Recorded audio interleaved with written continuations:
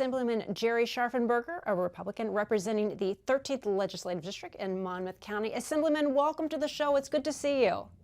Thanks, Laura. Great to be here. All right, let's talk a little bit of what's happening there in Monmouth County. There are proposed rules, and they're called the NJ Pact, P-A-C-T. So can you tell us what the New Jersey Department of Environmental Protection, exactly what they're proposing? Yeah, what it is, it's a series of regulations and rule changes that would severely impact all coastal and tidal communities. And there's various parts to it. Some of the things that we find most egregious are it would limit, there would be no more development allowed on barrier islands. It would limit development to 3% on lots in these so-called inundation risk zones. It would certainly make review of permits much longer and much costlier.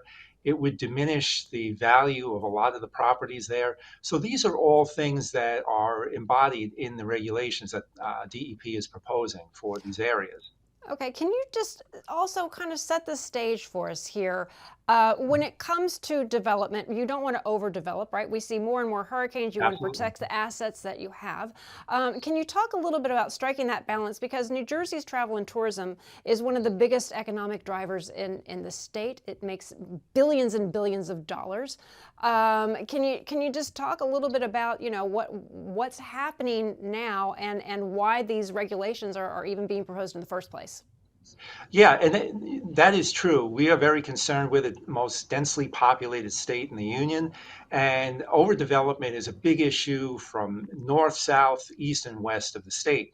So we have to try and strike the balance. What you want to do is allow the individual municipalities and the counties at large to be able to make those decisions, to be able to have the freedom to develop as they see fit. They know best. They know best what their infrastructure can handle, what their municipal services and county services can handle. So we want those decisions to be left up to the municipalities and the counties in conjunction with the municipalities. And that's the way we feel it works best. These new regulations would overstep all of those local controls. And that's another thing that we're very concerned with. Right, and you know, not just DEP, but you know, I've talked with other mayors and other municipalities where you see, like in Morris County, you know, the Highlands development, that they stopped development in certain open spaces, and as a result, they're having difficulty. They're having to close schools because they're not able to have smart growth. So, can you talk a little bit about how you strike a balance between smart growth and protecting what we already have in New Jersey, and also the impact that it's having in areas like yours? Right. Well, it is a big issue, especially in my district here. Some of the bigger towns, Middletown is the biggest in the county, for example, and they've done a great job of preserving open space while trying to redevelop already developed areas. And that's really what a lot of towns like to do. If there's blighted properties that already have development, where there it already has infrastructure in place, that's where you want development to go. You don't want green fields. You don't want to clear woods to have huge developments if you can help it. And these are the things that towns, I think, by and large, have done a great job of reining in and controlling at their own pace with what they feel they can handle. What happens is when the state starts to get involved and has a one size fits all process and regulation, then it really gets out of whack. And that really takes a lot of the power out from the locals who know best. Yeah, well, I mean, are they providing any type of formula for making the decisions that they are making? And hey, this is why we're making this decision, and based upon X, Y, and Z, here's how you can continue to do what you need to do as a local municipality, as opposed to what the state is charged to do, what the Department of Environmental Protection is seeking to do. Well, Laura, that's the big problem. That's one of the big objections that I have is the formula and I guess what they're basing these changes on. And we find that it's very, very faulty data that they're using. They're using a 2019 Rutgers report that has already been pretty well debunked, for lack of a better term, with some of the recommendations and some of the findings. One of the findings that they're basing these new regulations on are that sea level by the year 2100 will rise over 5 feet.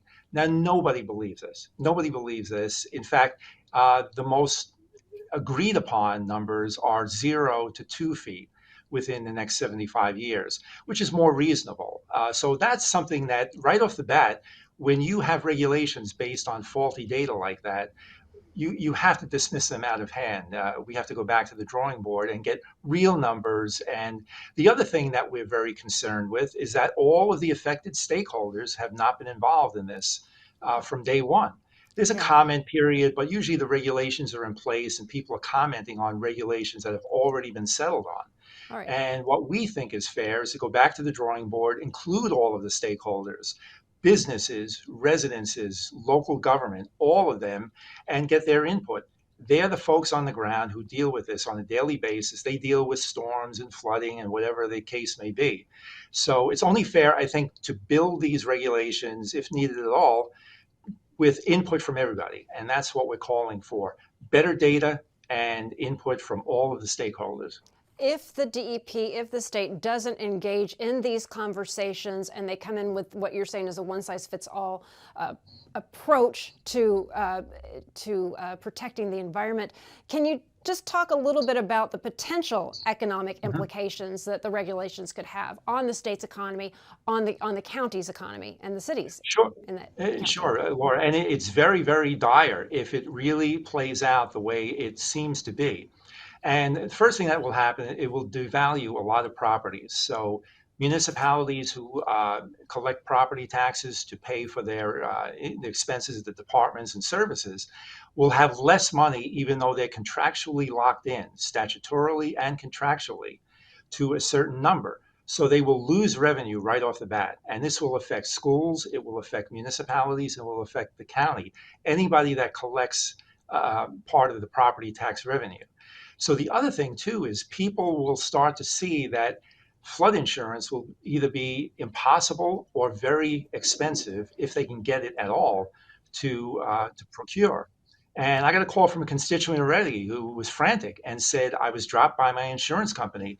And the way this works is companies like insurance companies and businesses, they don't wait for the shoe to drop. They anticipate this. So they will start adjusting their business models and outlooks now based on these proposals, which may not kick in for a few years. So the good news for this one constituent, she was dropped by one insurance company and got new insurance, but $800 more a year right off the bat. Well, So that would be very, very expensive and very, if they can get it at all. right, and this is just kind of the tip of the iceberg. So what measures are being taken to ensure residents are protected, and also Mhm. just the communities that are protected, businesses are protected under these new rules? Well, what we're doing, a lot of the legislators who have impacted districts, anybody with a shore or tidal area, and this is around the state. It could be up the Delaware River, it could be down at the bay there. Certainly, it's not just Monmouth County. And what we're doing is we're reaching out. I've spoken in front of a few councils of the local mayors. I've spoken with a local mayors group. We're designing a resolution that everybody can pass. And we think the most important thing is to get the word out that this is happening. This is looming for all of us. It would devastate the economy. It would devastate the multi-billion-dollar tourism industry. And worst of all, it would impact folks who sometimes lived on the shore for 5, 6 generations or more. And this is something that we cannot allow to happen. And there is a solution. We can put our heads together, have sound data, and have common input from everybody that would come to solutions. And there are protections you can do. Listen, nobody is arguing that the climate isn't changing. Climate's been changing for millennia. This is nothing new. We just have technology that will help us to deal with it. So we have to input that technology, input all of the stakeholders' thoughts on this, and we'll come up with a solution that's fair and not devastating to all of those interests. Can you talk a little bit more about that solution, and then keeping in mind, the NJ Pact initiative, along with aligning with federal environmental standards and policies as well? What do you see that solution looking like? Do you have some bullet points? Yeah, well, certain things, certainly simple things like hardening the infrastructure, building dunes, building seawalls, things like that in areas that may be impacted. Now, keep in mind, Laura, one thing, we we've been down this road before. In 1989, the United Nations came out with a panicked report that if we didn't reverse global warming by the year 2000, several nations will be completely underwater. There was even a map that parts of Manhattan would be underwater. This never happened, not even close. So you can't keep coming out with this inaccurate data that goes into inaccurate recommendations and inaccurate policy. So this is something that people are very, very skittish about because they've been burned before by this sort of panicked warnings that never come to pass. Yeah. So we have to get that right, and then there are solutions out there for the coastal areas and certainly the tidal areas that work, have been proven in other places around the world, and we can utilize them here. Can you talk a little bit about what's happening in Trenton? You know, you represent the 13th District, a Republican. Democrats have control of the legislature as well as the governor's office. Can you talk a little bit about how you are working with your colleagues on the other side of the aisle? Because, you know, the environment, travel and tourism, businesses, homes, you know, that's not a partisan issue. You represent people on both sides of the aisle. So can you talk a little bit about how those discussions in Trenton are going and if people are willing to work with you on coming up with some solutions, because everybody loves going to the shore and enjoying They do, the shore the and the good restaurants and businesses and those who live there. absolutely. And the good news is the Democrats and Republicans have been very receptive and very concerned about it. In fact, the mayor's group that I went to speak before is a Democrat mayor who's the president of it, and he invited me, and he's reached out to several folks on his side of the aisle. And this is good. It doesn't seem to be a partisan issue at all. I've seen no evidence of that, and that's why I'm very hopeful that if we can educate everybody on what's coming, what the ramifications would be, and the fact that we have to stick together and find common solutions, I think that's what's going to appeal to everybody out there on both sides of the aisle. And listen, everybody wants the best for the environment. Everybody wants the best for the economy. We may differ on how we get there. But when it comes to something like this, which is such a unifying issue, I think you're going to see people join together and really work. In fact, I'm supposed to meet with some of my colleagues from the other side of the aisle and walk them through. I've been on top of this for a little while longer, and I'm on the Environment Committee, so I have more exposure to this sort of thing. So I feel good about that part of it, that we'll be able to unite behind this and get things done. Assemblyman, thank you so much for taking the time to talk to us. Always good seeing you. Good seeing you too. Thank you.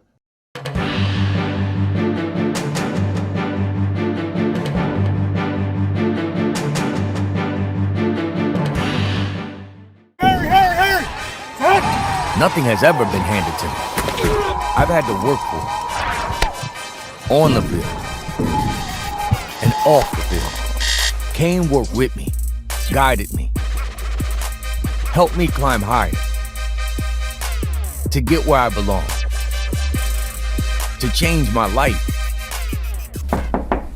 Hey, welcome to the team. Cougars climb higher. Kane University.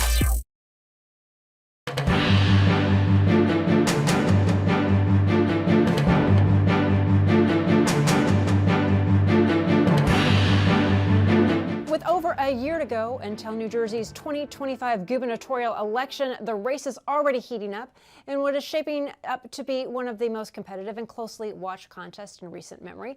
Candidates from both sides of the political spectrum are hitting the campaign trail. They're releasing TV ads, mailers, and billboards. Joining us now to talk about why the 2025 governor's race is already generating so much buzz is former New Jersey legislator John Wisniewski. Good to see you. Also a former candidate for governor yourself. Yep. Thank you, Laura. Thanks for having me on. This is always an interesting topic to talk about. Right. So why do you think it is already 2025? I know that we're always trying to get ahead here in New Jersey when it's, you know, looking ahead to the next race. But we still have all the congressional seats, U.S. Senate. But, you know, the 2025 New Jersey governor's race, it's really active. Why? Well, we have a presidential election, too. And the interesting thought, and I mean, from my own perspective, when I ran in 2017, I waited until after the presidential election to announce my candidacy, which in retrospect, I recognize was probably not the best thing to do because it allowed competitors to get an advantage on my fundraising and other efforts. And so I think that a lot of the candidates who are making moves now recognize that once this presidential election is over, It's going to be a full tilt effort until primary day 2025. And think about the numbers.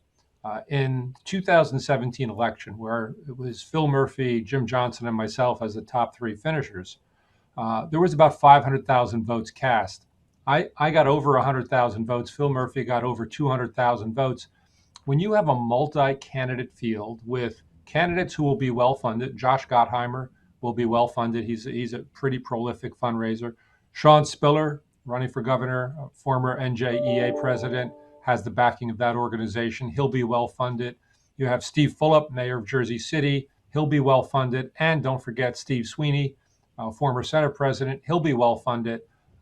This is an election in which the winning candidate could very well succeed by having about 150,000 votes, which is a very small number of votes for a statewide office because of the number of candidates and that fierce competition. Well, and it's an open primary. Governor Murphy served 2 terms. He cannot run again. You just went over, the Democrats. All of these Democrats within New Jersey circles are very well known, well respected. I mean, Josh Gottheimer, Congressman, he's not even officially announced. No, he's already not. but he's already getting the backing of certain mayors. And let's.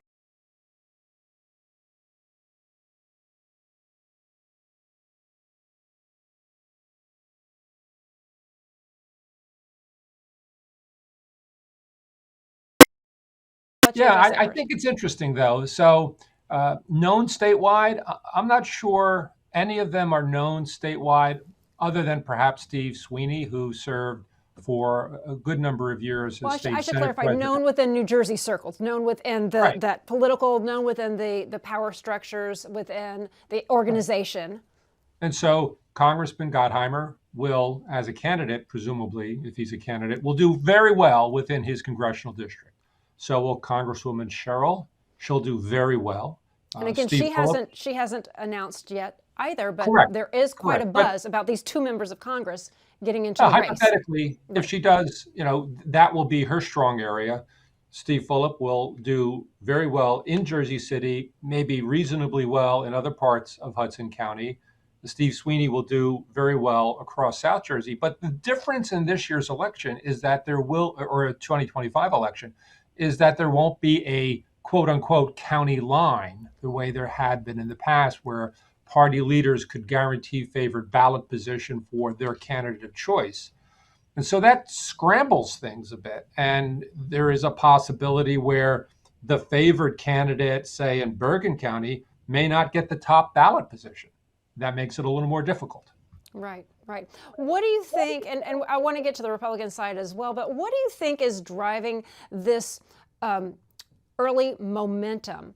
Is it a policy debate, pushing candidates to get into the campaign and so aggressively?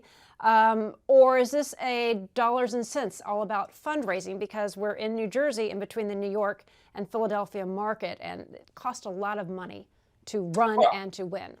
Yeah, I wish I wish you could say that this interest in running for governor is because of strongly held policy differences between all of the candidates.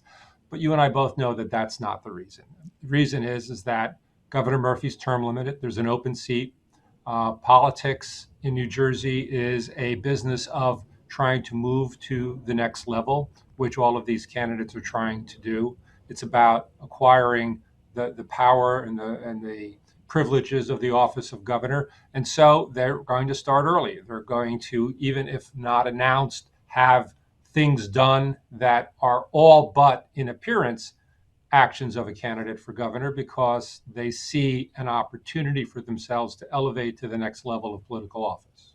So on the Republican side, you have Jack Ciattarelli. He ran, this would be his 3rd time running for governor. You've got State Senator John Bramnick. You have Bill Spadea, who hosts New Jersey 101.5 morning show.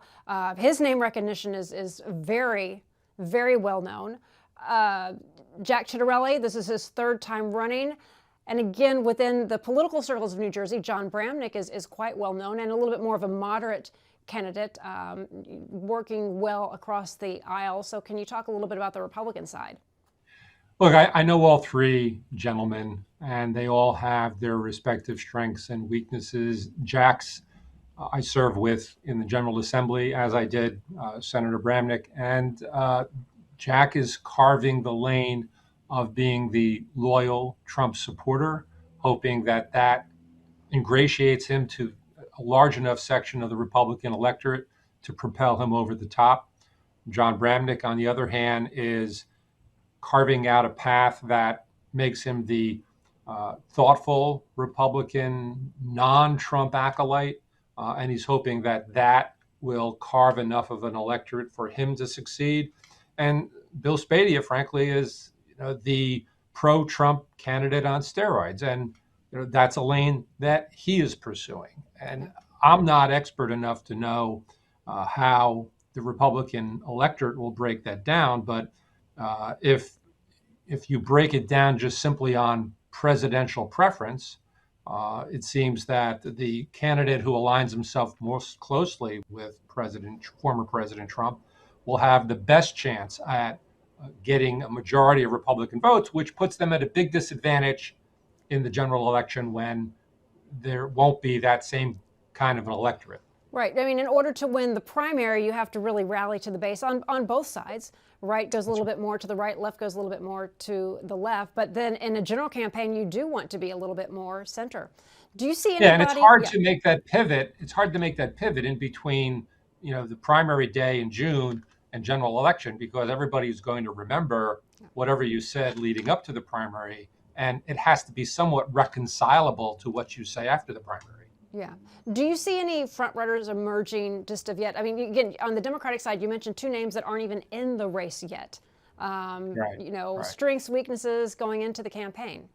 I think it's too early to say, and I think that given the fact that there are now 3 announced gubernatorial candidates and potentially 3 more that may get in, you may even see more people get in under the theory that it lowers the number that you need to achieve to actually get success. Remember, in a New Jersey primary, you don't need to have 50% of the vote. You just need to have the most votes of all of the people running.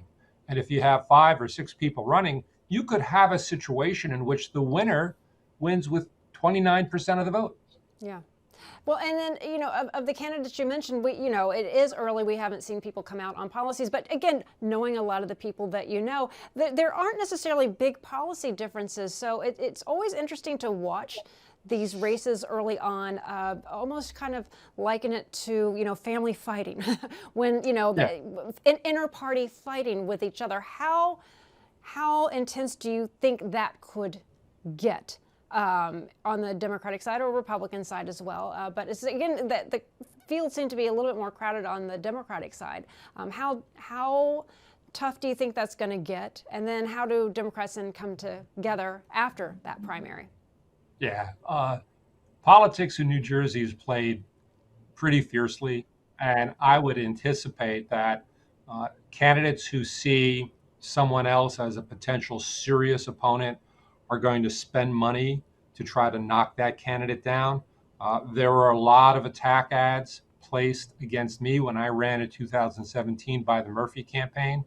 And those came out as we approached Election Day. And so I could envision in which the candidate who has a big enough war chest, who sees somebody else as potentially a rival in terms of demographics or policy positions, to try to attack the other candidate. And with a multiple candidate field, you may see attacks going back and forth, 3 different ways. Just final thoughts here. Do you think there could be a wild card, not necessarily in the candidate, but as we look to what happened with the party lines, with where you're placed on the ballot, how that was done away with, how that happened with Andy Kim running for Bob Menendez's former seat, is that going to impact how the primaries shake out? Because on the Republican side, they still have the county lines. Democratic side, they don't. Or is that just unknown territory still? Well, there is a proposal in the legislature to legislatively address this issue, which I imagine will follow some version of what the court has already dictated on the Democratic side. And there's an expectation that the court will expand whatever has been done judicially to cover the Republican side. But I think that significant fact about the end of the party line as it had been in existence for decades is going to impact how each of these candidates proceed. Remember, the old school of thought in New Jersey gubernatorial politics is you assemble the county line in enough counties where you then become a dominant force, forcing other people out or to at least tacitly concede that you're the person. That's not necessarily going to happen this time. And so these candidates all will believe that they have a shot. There will be a lot of money spent. There may be other candidates who get in who see the opportunity for lightning to strike. And this is going to be a very interesting gubernatorial primary season on both sides of the aisle. Yeah, there's never a dull moment, not in New Jersey. No. John Wisniewski, thank you so much for taking the time to talk to us. Laura, thanks for having me on. I appreciate it. Absolutely. And that will do it for today. I'm Laura Jones. Thanks so much for watching New Jersey Politics. We look forward to seeing you back here next time.